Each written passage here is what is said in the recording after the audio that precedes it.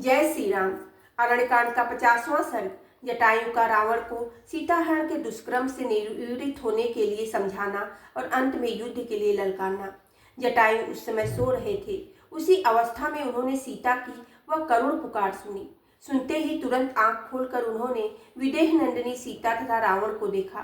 पक्षियों में श्रेष्ठ श्रीमान जटायु का शरीर पर्वत शिखर के समान ऊंचा था।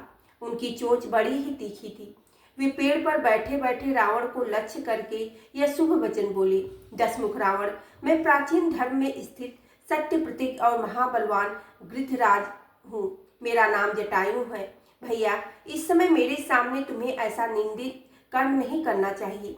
दशरथ नंदन श्री रामचंद्र जी संपूर्ण जगत के स्वामी, इंद्र और वरुण के समान पराक्रमी तथा सब लोगों के हित में संलग्न रहने वाले हैं। ये उन्हीं जगदीश्वर श्री राम की यशस्विनी धर्मपत्नी है। इन सुंदर शरीर वाली देवी का नाम सीता है, जिन्हें तुम हर के ले जाना चाहते हो। अपने धर्म में स्थित रहने वाला कोई भी राजा भला पराई स्त्री का स्पर्श कैसे कर सकता है। महाबली रावण, राजाओं की स्त्रियों की तो सभी को विशेष रूप से रक्षा करनी चाहिए। पराई स्त्री के स्पर्श से जो नीच गति प्राप्त होने वाली है, उसे अपने आप से दूर हटा दो। धीर बुद्धिमान वह कर्म न करो जिसकी दूसरे लोग निंदा करें। जैसे पराये पुरुष के स्पर्श से अपनी स्त्री की रक्षा की जाती है, उसी प्रकार दूसरों की स्त्रियों की भी रक्षा करनी चाहिए। पुलट कुल नंदन, जिनकी शास्त्रों में चर्चा नहीं है, ऐसे धर्म अधर्म अथवा काम का भी श्रेष्ठ पुरुष केवल राजा की देखा देखी आचरण करने लगते हैं। अतः राजा को अनुचित या अशास्त्रीय कर्म में प्रवृत्त नहीं होना चाहिए। राजा धर्म और काम का प्रवर्तक तथा द्रव्यों की उत्तम नीति है। अतः धर्म, सदाचार अथवा पाप, इनको प्रवृत्ति का मूल कारण राजा ही है। राक्षस राज, जब तुम्हारा स्वभाव ऐसा पापपूर्ण है और तुम इतने चपल हो, तब पापी को देवताओं के विमान की भांति तुम्हें यह ऐश्वर्य कैसे प्राप्त हो गया।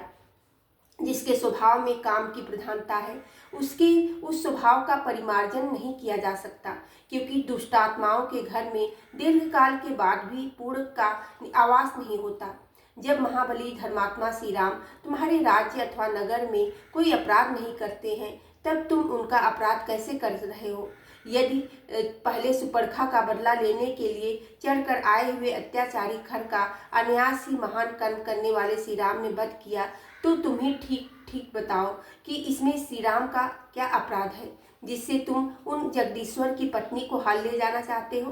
रावण, तुम शीघ्र ही विदेह कुमारी सीता को छोड़ दो, जिससे श्री रामचंद्र जी अपनी अग्नि के समान भयंकर दृष्टि से तुम्हें जलाकर भस्म न कर डाले। जैसे इंद्र का वज्र वृत्तासुर का विनाश कर डाला था, उसी प्रकार श्री राम का रोषपूर्ण दृष्टि दग्ध कर डालेगी। तुमने अपने कपड़े में विषधर सर्प को बांध लिया है, फिर भी इस बात की समझ नहीं पाते हो। तुमने अपने गले में मौत की फांसी डाल दी है, फिर भी तुम्हें यह सूझ नहीं रहा है। सौम्य पुरुष को उतना ही बोझ उठाना चाहिए जो उसे शिथिल न कर दे, और वही अन्य भोजन करना चाहिए जो पेटों में जाकर पच जाए, रोग न पैदा करे। जो कार्य करने से न तो धर्म होता है, न कीर्ति बढ़ती है और न अच्छे यश की प्राप्ति होती है, उल्टे शरीर को खेद हो रहा है उस कर्म का अनुष्ठान कौन करेगा।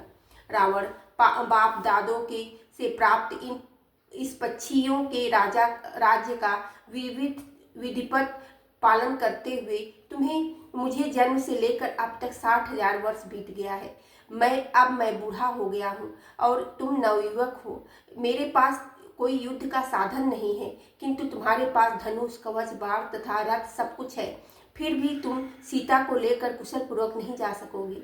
मेरे देखते देखते तुम विदेह नंदिनी सीता का बलपूर्वक अपहरण नहीं कर सकते। ठीक उसी तरह जैसे कोई न्याय संगत हयतेव से सत्य प्रसिद्ध हुई वैदिक श्रुति को अपनी युक्तियों के बल पर पलट नहीं सकता। रावण, यदि सूरवीर हो तो युद्ध करो, मेरे सामने 2 घड़ी ठहर जाओ। फिर जैसे पहले खर मारा गया था, उसी प्रकार तुम भी मेरे द्वारा मारे जाकर सदा के लिए सो जाओगे। जिन्होंने युद्ध में अनेक बार दैत्यों और दानवों का वध किया है, वे चीर वस्त्रधारी भगवान श्री राम तुम्हारा भी शीघ्र ही युद्ध भूमि में विनाश करेंगे। इस समय मैं क्या कर सकता हूँ। वे दोनों राजकुमार बहुत दूर चले गए हैं। नीच, यदि मैं उन्हें बुलाने जाऊं, तुम उन दोनों से भयभीत होकर शीघ्र ही भाग जाओगे, आंखों से ओझल हो जाओगे, इसमें संशय नहीं है। कमल के समान नेत्रों वाली ये शुभ लक्षणा सीता श्री रामचंद्र जी की प्यारी पटरानी है। इन्हें मेरे जीते जी तुम नहीं ले जा पाओगे।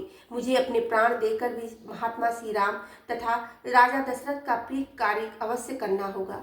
दशमुख रावण, ठहरो ठहरो, केवल 2 घड़ी रुक जाओ, फिर देखो जैसे डंठल से फल गिरता है उसी प्रकार तुम्हें इस उत्तम रथ से नीचे गिराए देता हूँ। निशाचर, अपनी शक्ति के अनुसार युद्ध में मैं तुम्हारा पूरा आतिथ्य सत्कार करूंगा, तुम्हें भली भांति भेंट पूजा दूंगा। बोलो सियावेरी रामचंद्र की जय, पवन सुत हनुमान की जय।